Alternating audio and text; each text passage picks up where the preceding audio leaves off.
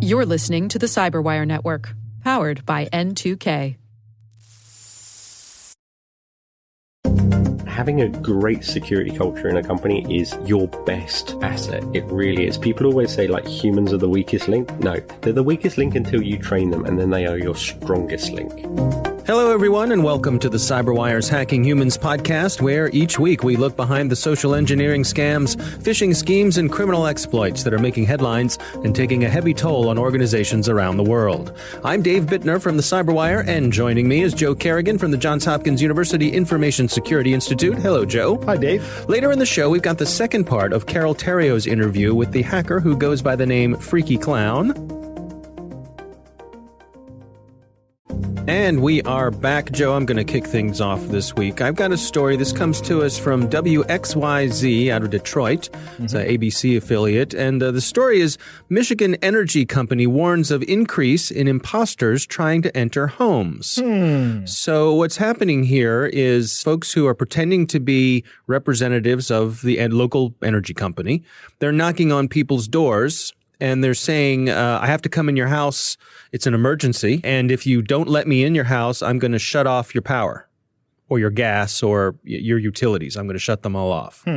So the urgency that they're injecting there is if you don't do what I say and let me in your house, you're not going to have any power. Right. And this time of year in Michigan, it's cold. Right. So the specter of having your power shut off in the wintertime, and probably when you did nothing, they're saying this is an emergency, plus the pressure of saying there's an emergency. If you don't let me in, your house is probably either going to blow up or burn down. Right. And I'm sure they have some sort of fake ID badge or something like that, probably wearing an orange vest or a hard hat or something like that.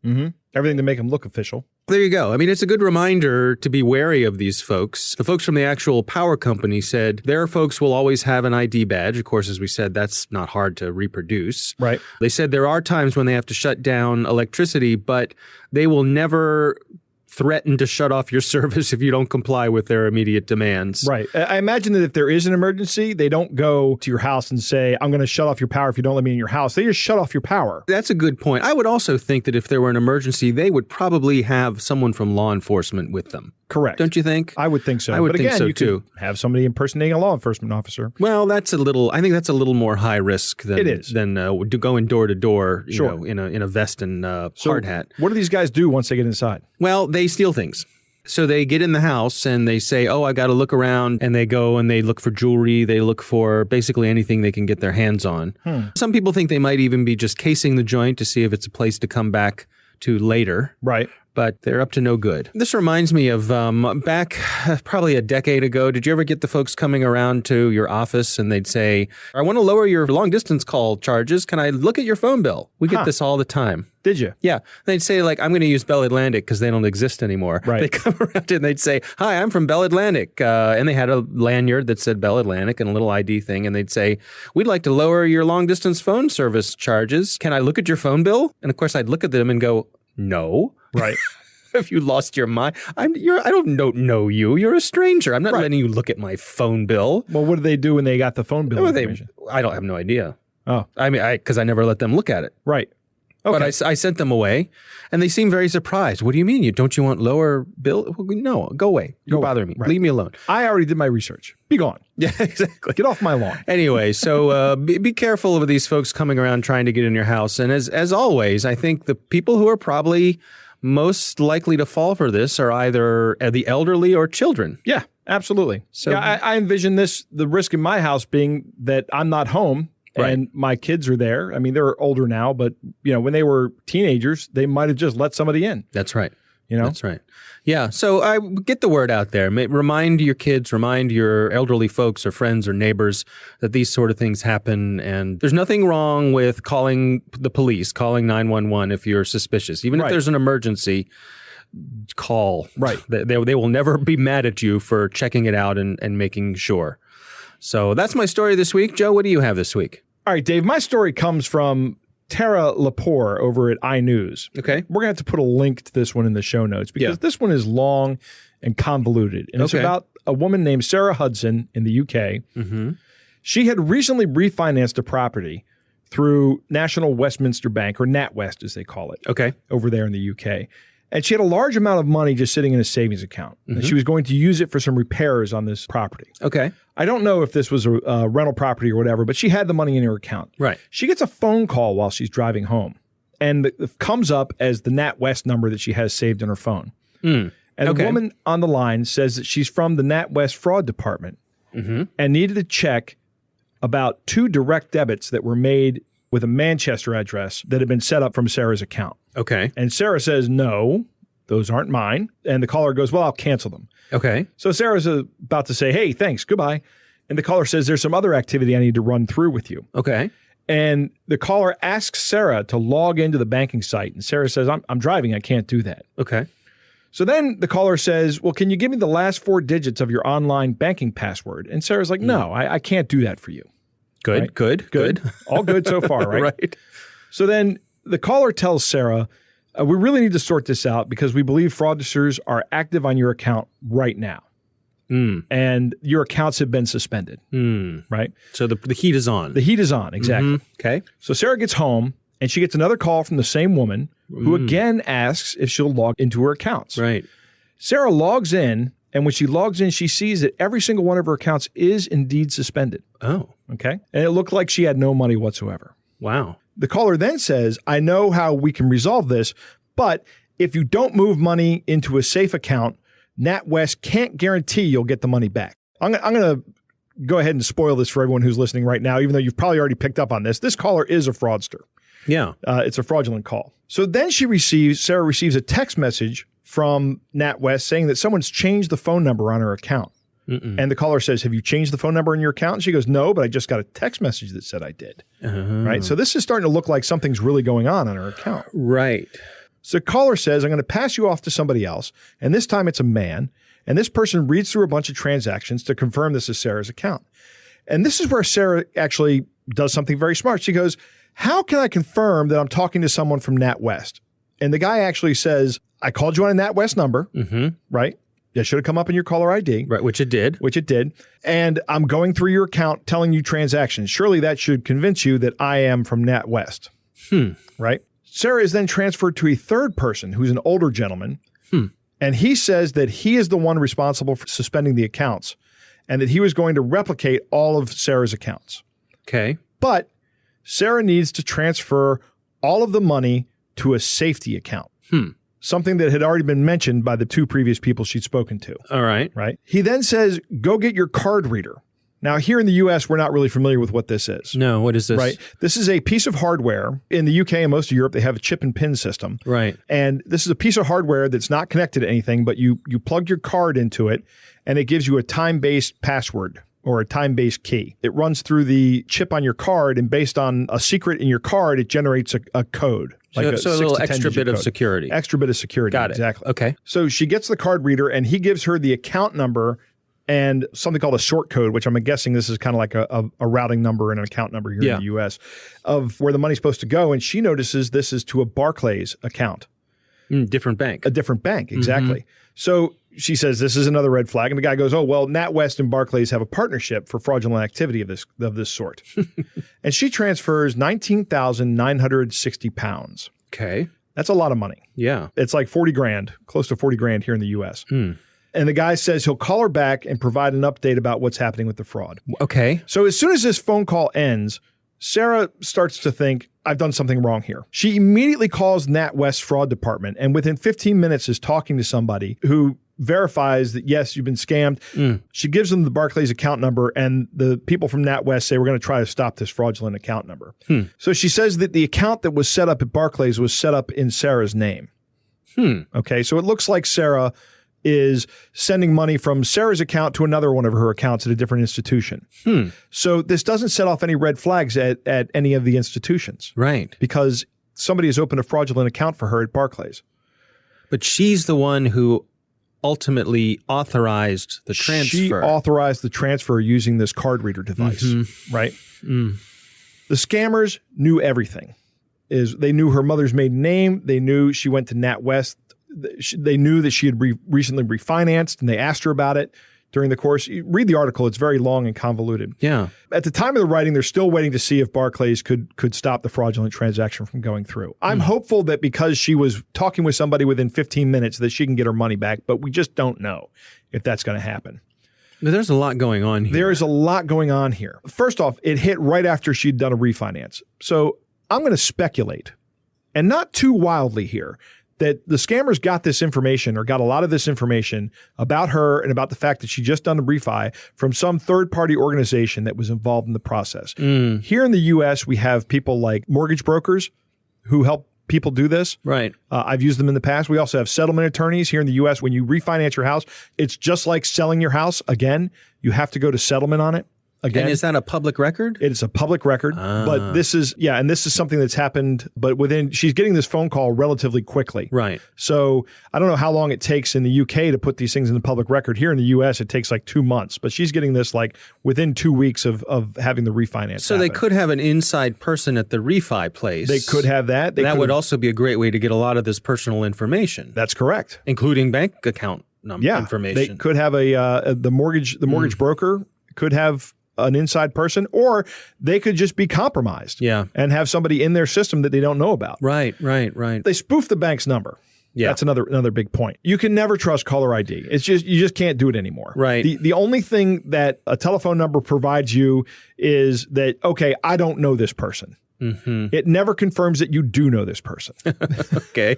And that's unfortunately the way it is. But I can see the reinforcement here, because especially like on your mobile device, when you have someone's name in there, and it's not just a familiar phone number that pops up, but their name pops up. The name pops up. So if it says your bank and the bank's name's there, to me, that's an even stronger confirmation, at least on the fly, that this is probably legit. Yeah. And it doesn't have to be, as you say. You're right. It's not. Her accounts were suspended. They actually were suspended. Right. So this is probably from the scammers trying to get into her account. When they try to transfer money out fraudulently and they can't get it to happen, they go to this plan, or maybe this was their plan where they go in, they mess up her account and get them to lock it up. Yeah. I don't know how this, I'm not sure how this works. Yeah, but the details are a little fuzzy on that part. Yeah. But because she used the card reader and she authorized the transaction, if they can't get it stopped, NatWest may not be on the hook for anything. Because she used a card reader and sent the money. So, there was tons of security that NatWest put in place here that was just circumvented by some really, really persistent and good social engineering here. Yeah. I mean, good by quality of social engineering, not good as in you're a good person. No, these people are horrible monsters of people. Right. It strikes me the amount of manpower they threw at this job. She talked to 3 different people. 3 different people. Now, this could, easily be a bunch of people at a phone bank who just pass off one to another. Yep. And it likely is. We've talked about this in previous episodes, how these organizations are set up like businesses. Mm-hmm. So they view this as a business, and they're moving money around. And these are essentially 3 salespeople that she spoke to. And imagine, if they get one of these a week, if they are successful with one of these a week, right, at $40,000 a pop. Yep. That's a living. Yeah. Yeah, they're making millions. All right. Well, we'll have a link to this one in the show notes. I would encourage everyone to read it. There's a lot more that I can't go into on this show. It's a good one. Yep. All right, Joe. Well, it's time to move on to our catch of the day. Our catch of the day comes to us from a listener named Lily, and Lily says, "Big fan. I never thought that I will send any fish to the podcast, but this one I found interesting because it came from one of our vendors. The fish uses actual architect information," and Lily is from a architectural firm, and it's a company who's provided services to their firm before. Lily says, "My boss called me to verify the legitimacy of the email, and I'm glad he did." Very good. All right, so I will read the first part here. It starts off like this. "How are you doing? Please, may I ask for an urgent favor from you? Let me know if you can help." And then the manager of the architectural firm says, "Hi, Eric. I'm okay. Thank you. How can I help you?" "Glad you replied back at this moment, and I am so sorry to intrude into your privacy. I need to make some transfer to my friend in Spain, who needs to undergo knee surgery. I am out of cash at this moment. I want you to help me transfer the sum of $650, that's sum, S-O-M-E, via Western Union. I will refund it back to you next week, Friday." That is one long run-on sentence. "Let me know how much you can spare me. I will refund your money back to you. Regards, Eric." And then it has the name of a design firm. It sounds to me like they got into this person's account. Right. They were able to take over this person's account, email from his account to a client. Yep. So the boss at this architect firm recognized the name. This is someone they do business with regularly. Yeah, you can tell by the response. Yeah, some sort of business relationship, and is trying to scam them out of money. So the boss did the right thing. Yep. And asked exactly what we say. Ask somebody. Right. You know, just pause. Ask somebody else. Does Eric really know somebody in Spain that needs knee surgery? Probably not. Probably not. No, it's a little fishy, but thanks to Lily for sending it in to us. That is our catch of the day. Coming up next, we've got the second part of Carol Theriault's interview with the hacker who goes by the name Freaky Clown. And we are back. Joe, we've got part 2 of Carol Theriault's interview with the hacker who goes by the name Freaky Clown. We're going to dive into some more of his exploits. Here's Carol Theriault's story. Well, I'm sure most of us remember part 1, interview with Freaky Clown. This is part 2. In the first part, he explained what he did for companies and how he tested the physical defenses. We get a bit more in depth here on the wacky methods he might employ in order to break in legally to a company. Now, if you haven't already heard part 1, interview with Freaky Clown, please go and find it. It's available on the Hacking Humans webpage. If you have already heard it, buckle in. This is a good one. Okay, so now you've got your letter. You've never needed to do that, but it's in your back pocket, your get out of jail free card. And then what? You're heading to, do you go directly to your source or to your goal, or do you sometimes have to figure out a roundabout route? So generally with these assessments, we always sit down with the client and say, okay, right, what is it you want to get out of this, right? This type of assessment is no good if you want to test your whole security. You just want to test one particular thing. So right. Is it a particular file that I need to get from a cabinet somewhere? Is it a gold bar I need to get out? Is it access to a certain area or room? Let's say it was the server room. Say that was our goal. Okay, right. So you have to work out where that server room is. There's loads of clues on the outsides of the buildings. You can look at where telephone cables come into the building. That's probably going to be very close to it. Look for air conditioning units. They're going to be everywhere, especially for a high power server room. So you can kind of work out roughly where in the building, even from the outside where it is. So that's part of the reconnaissance. And then once you get the map of the building, you can kind of start to work out where it is, what floor it is, etc. They generally don't put server rooms on high floors because they're full of heavy equipment. Yeah. So it's going to be low down, maybe in a basement. So finding your way to where the server room is your key goal. So there's always your primary goal is get to a thing such as the server room. Then you'll have secondary goals. Can you get to these particular rooms as well? Can you get access into these areas? Try and do the primary one as quickly as possible. You then go for the secondary ones. And then what I try and do is get caught, right? And there's a really good reason for this. People always look at me as what? You're trying to get caught? No, I'm trying to check where the boundary is between people understanding what security is, me doing enough that they find that odd. I'll give you an example of one building, right? So I broke into this building. It's super easy to get in. So I went in the next day, dressed slightly differently, got in through a different way. So this harks back to the dressing the part. So they had a very particular dress code. So I adhered to that the first day. Second day, slightly sloppier. Third day, really sloppy. Fourth day, I went in naked. Not naked. Oh my God. That'd be terrible. Oh, wow. So I turned up in ripped jeans and a baggy t-shirt and just looked a real slob. My normal self. And they still hadn't twigged that I was not supposed to be there. So when you start doing things like standing on tables or moving things around, or I once got one government department to build teepees. I got them all together and was like, hey, let's build teepees as a team building exercise. They had no idea who I was, but we still ended up building teepees together, which was great fun. You'd go in with rather than sneaky little cameras trying to capture everything, go in with the biggest camera you can and start taking photos. Because then you almost look official, I guess. Yeah, exactly. I had one particular one where, which I often talk about in one of my talks, is I went in and I hadn't brought my camera. So I actually broke out of the building. So I went via reception and I was like, hey, I've just forgotten my pass upstairs. I'm going to come back in a minute. Can you let me back in? And the woman was like, oh yeah, it's cool. Because she assumed that I was officially in there because I was coming out. So I went to the car, got my massive camera, came back in. She let me through without a pass because she remembered me. And I went up onto this floor and I stood on a chair and I started just taking photos of everyone on this floor. And then suddenly this woman appears out of nowhere. She's like, excuse me. And I was like, yeah, can I help? Thinking, oh my God, I've actually been busted. This is great. And she's like, are we going to be in a magazine or something? And I was like, yeah, kind of. Yes, I'm a photographer for Vogue. So, yeah, that was fun. There's some great photos from that. So then you're kind of testing the boundaries at this stage. Yeah, and you can get away with all sorts of really ludicrous things. I once built a bar in another government department, actually. We got together some sort of bottles of drink that shouldn't have been in the building and sort of put them together, and it was all dressed it up. It was really nice. So you can genuinely just confuse people enough to think that they should be helping you. But what's interesting about all this, it does have subterfuge in it. You're setting up a bar, for instance, just to give everyone that mental calmness of, oh, he's here for a reason. We're having a drinks reception. He's setting up the bar. No problem. And then if they see you around somewhere, they're going, oh yeah, that was the guy setting up the bar. The instance where we built teepees together. So that was a finance department of a government site. So really quite secure building, and I'd managed to get into this area, and we'd started building teepees.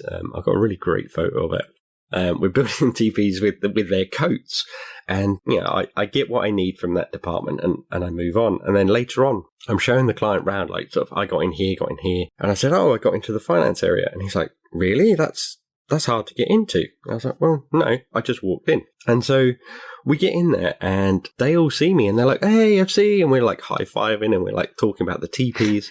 And then their manager appears and they're like, they have a go at my client because he's not meant to be in that area. And yet they're totally fine with me being there. And he's like, how does this even happen? Because you somehow bonded with them. Yeah. You've become part of the inner circle. Exactly. And so he wasn't supposed to be there and they knew that, but they just accepted me. It was odd. But people are strange. But what we're seeing here is your job is basically to dupe people. And do you have any, advice to help companies, just little things they could do to sniff out potential bad actors? Yeah. That were really trying to steal something from them? Yeah, it's really important to have a really good security culture. It's one of the things that my partner, Dr. Jessica Barker, focuses on. So she's the socio-technical lead. She's the one that does all the human side of this. And having a great security culture in a company is your best asset. It really is. People always say like humans are the weakest link. No, they're the weakest link until you train them, and then they are your strongest link.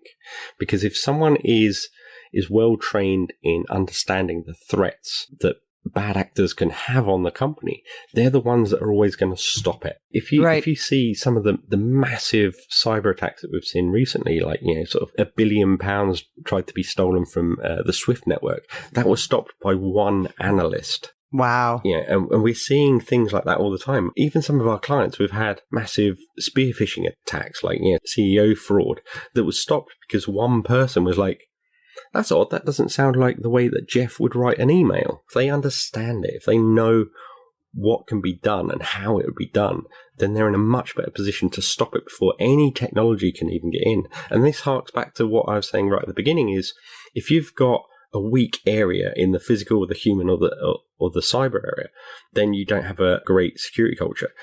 Whereas the people can be a really, really strong link and can sort of overpower all the rest of it. Because if I get into a building and if any person that I ever interacted with had just said, excuse me, what are you doing here? Can I help you? I'd have been screwed. Oh, no, you would have pulled out your letter, tap danced your way around. Well, yeah, but if I was a bad actor, not a bad actor in that way, I still want to get an Oscar one day. If I was a criminal breaking in and someone had just asked who I was and what I was doing there, and they didn't have the experience that I have to talk their way out of it, then they're going to get rumbled really quickly. I was physically robbed once and I'm fairly safe in my house, right? So I lock my windows, I, close the blinds, I don't leave valuables around, all that kind of stuff. But what I'd done is I'd left the key in the back door. Oh, okay. Locked, but I left it there. And the reason I left it there was because I always thought, well, I need an escape route if there's fire, right? I needed a quick escape route. But somehow also that meant making it much more alluring to a criminal because they just have to put a brick in, turn the door and walk through. You can't prep well against something you don't know. Like I never thought about that, right? It never occurred to me. And that's why having third parties try out your system seems to make sense for me because suddenly you're forced to look at it from a different perspective.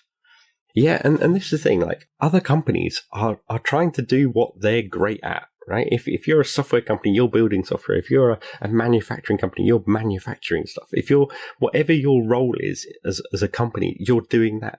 You can't be expected to understand all of the security threats. So that's where a security company comes in and goes, okay, look, we understand how criminals are working because we see this day to day. We understand how the criminal organizations are working. We understand how nation state attackers are working. So what is your threat level? Let's try and sort of build up on that so that you get a better security posture. Because it's just like being at home. Like you can put in all of the security issue, like sort of things that you want. You can go when you leave your house, you lock the door and you think, great, I'm secure. Yeah, you put the alarm on and but a criminal will just come along and put a brick through your window because you have to have windows. So what do? Do you brick up all your windows? That's crazy. So you just have to be better than everyone else on the street. Exactly. Be the least attractive to rob. Exactly. That's what we need to do with companies is if you've got all of the stuff open on your internet access, then that's going to be attractive. If it's all locked down, then it's kind of like, well, okay, I'll just move on to the next one because there's hundreds of millions of other sites. If your office is built of glass and you can see through, then that's going to be attractive because they can see what's going on. So always be the least attractive. That's what I've always told myself anyway. Do you think we're going to see a return to castles and moats with crocodiles? Well, you could do, but then, I did a job at a prison once where they wanted to assess some security there.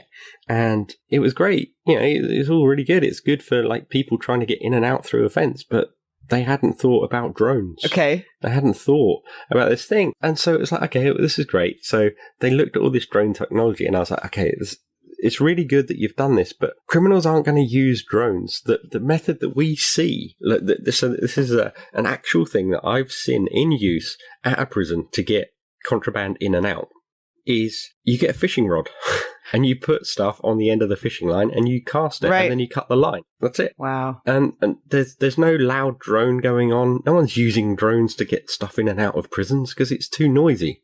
It's too obvious. A fishing line is really super silent. You can be carrying a fishing rod anywhere. It's not illegal to carry one of those. You don't need a license for one. Yeah. It's really simple to get stuff in and out. So what you're telling people, what companies out there and industries and organizations need to think about all the ways that someone could physically get into your building and what they could compromise within that, because there's loads of mini scams and all the stories you've shared with us. We see all these places where humans are duped because they are distracted or they're busy or they're making assumptions and leaps of assumptions rather than just stopping and going, this is a bit odd. What is going on? I mean, I'm not even saying to companies, think about that yourselves. I'm saying get an expert in that knows this, that understands it. You don't try and do like heart surgery on yourself. You get an expert heart surgeon to come and do that. So get an expert in the field that understands all of these attacks and then have a conversation with them and say, look, here's what we think is the great target for criminals and what do you think? And often a lot of companies don't actually know what their valuable data is. They'll often think it's one thing, but when we come in and we talk to them, and they'll be like, oh, that's why criminals would want us, because we've got this really important stuff over here that we just kind of use day to day. And we see that quite a lot. This has really been so insightful. I think seeing it from the other perspective makes you realize how vulnerable we can be. Thank you for sharing your insight, FC. No problem. Thank you for having me. What did I tell you? Pretty interesting, right? I really enjoyed speaking with FC and learning about all these techniques. It was truly mind-opening for me, and I hope it was for you too. This was Carol Theriault for Hacking Humans. All right, Joe, a lot of fun there. Yeah, that's great. First off, I want to say that always be the least attractive is finally a motto that I can get behind, right? You know, Joe, they say that extraordinarily good-looking people are conceited. Well, I'm not.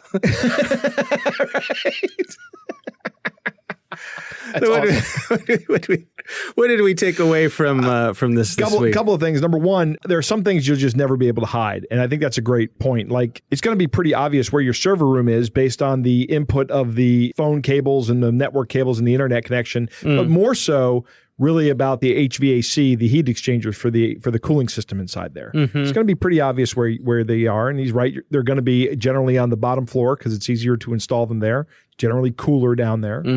I love what he talks about when he says he's trying to get caught. And I found it interesting that even as he continues to go on, he finds it more and more difficult to get caught to the point where he's degraded his outfit to something that's absolutely unacceptable in the corporate culture, right. But he's still getting inside. I don't know how valid of a test that is, right? Because you've already built a rapport with these people that you're testing. Well, but also the point that someone who's doing what he's doing, he knows how to carry himself to seem like he owns the place. Right. Yeah, absolutely. No, that goes a long way. He bonds with people. I love the part of the story where he's gotten the people to build teepees, which is ridiculous, right? An absolutely ridiculous thing he's gotten people to do. Right. That's hilarious. Yeah. But then he gets these people to challenge somebody who's not supposed to be there, who they know, but they don't challenge him on the fact that he's in this area. That's fascinating to me. Yeah, it is. That again goes back to he's building the rapport. And he's built this rapport so well that this is the kind of thing he could do. This is something I could absolutely never do. My wife could do it. I couldn't do it. Yeah, some people just have a knack for it. Yeah. All right. Well, again, thanks to Carol Theriault for bringing this interview to us, and thanks to FC for taking the time for us. A really interesting pair of interviews. Thanks to the Johns Hopkins University Information Security Institute for their participation. You can learn more at isi.jhu.edu. The Hacking Humans podcast is proudly produced in Maryland at the startup studios of Data Tribe, where they're co-building the next generation of cybersecurity teams and technology. Our coordinating producer is Jennifer Ivan. Our editor is John Petrick. Technical editor is Chris Russell. Executive editor is Peter Kilpie. I'm Dave Bittner. And I'm Joe Kerrigan. Thanks for listening.